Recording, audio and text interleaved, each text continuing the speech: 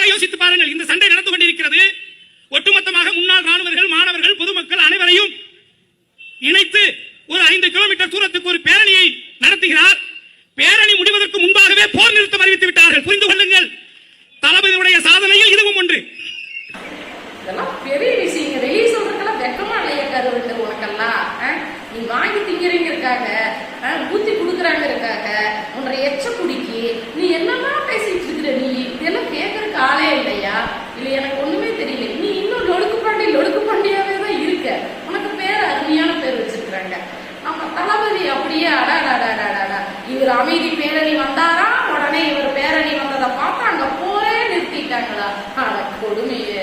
போய் எங்கேயாச்சும் வேலை வெட்டி இருந்தா போய் வேலை வெட்டி ஏதாச்சும் இருந்தா பாரு. நீ சொல்ற கதையெல்லாம் எப்படி இருக்குது தெரியுமா?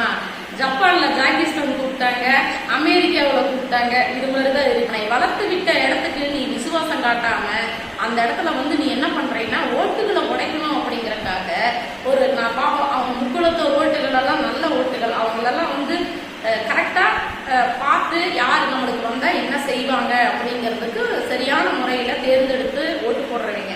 சரியா? அவங்க ஓட்டுக்களை எல்லாம் நீ செதறடிக்கணும் அப்படின்னு நினைச்சுக்கிட்டு நீயா மேடையை கூட்டுற, நீயா பேசுற, நீயா வாய்க்கு வந்ததை உளர்ற, அந்த மாதிரி எல்லாம் உளர்றத நிறுத்து. சரியா? நீ இதே மாதிரி உளறிக்கிட்டே இருந்தீன்னு வச்சுக்க, தேச கருவண்டு நீ முக்கியமான ஒரு விஷயத்த மறந்துட்ட. இந்த வடிவேல் காமெடியில மண்டனால இருக்கிற கொண்டைய மறந்துட்டங்கிற மாதிரி தான். உனக்கு கொடுக்கறது என்னமோ ஒரே ஒரு எலும்பு துண்டு.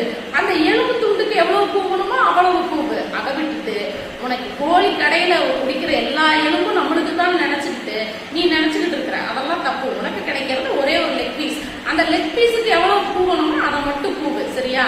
அதை விட்டுட்டு நம்ம எல்லாம் அடிச்சு விட்டா உடனே எல்லாம் நம்மளுக்கு தான் கிடைக்கும் அப்படிங்கறதெல்லாம் கிடையாது. உன்னை விட கற்று தேர்ந்த, உன்னைய விட புத்திசாலி, உன்னை விட அறிவாளி எதுல வேற எதுலையும் இல்ல.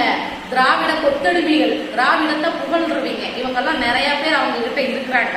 அதனால நீ எல்லாம் சும்மா அல்லக்கை, நீ எல்லாம் லொடுக்கு பாண்டி.